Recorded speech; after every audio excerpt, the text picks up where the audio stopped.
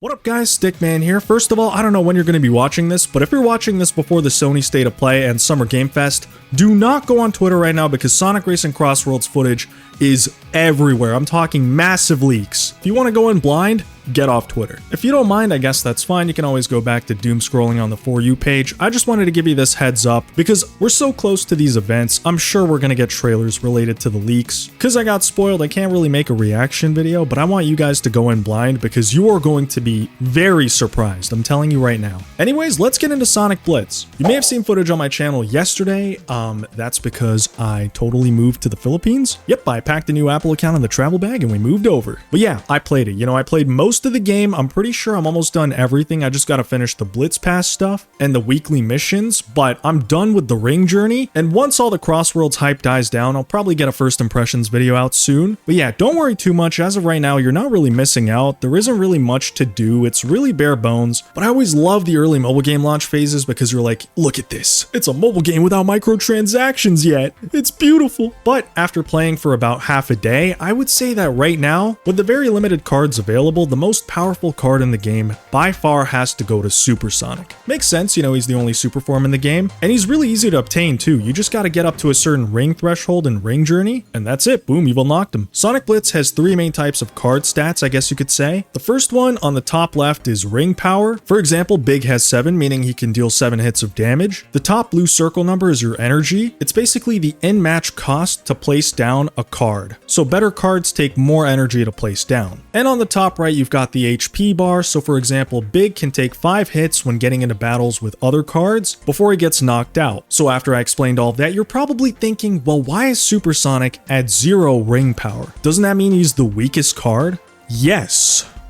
Alone. You see, Super Sonic actually absorbs the attack power of all of the placed cards, meaning his attack could range from 0 to potentially 20, and maybe even more if I get better cards in the future. Considering most enemy players in the game are going to have a health bar of 25, you basically dealt almost all the damage with Super Sonic alone. So when you combine him with just one other card that's even slightly good, it's very possibly going to result in an instant win. But yeah, enough yapping. I got some gameplay on Green Hill, Chemical Plant, and Sky Sanctuary. By the way, City Escape is also in this game, so it's literally the Generations levels again. This almost feels like a missing 2010s mobile Sonic app. Like, I could have definitely seen this game dropping sometime, maybe after Mania, and it would have fit right into that era. Then again, it wasn't really until Frontiers when they finally referenced an IDW character in the games, so this is definitely a game that could have only released in this era. Although Frontiers also had Green Hill, Chemical Plant, Sky Sanctuary. Anyways, here's Super Sonic, enjoy.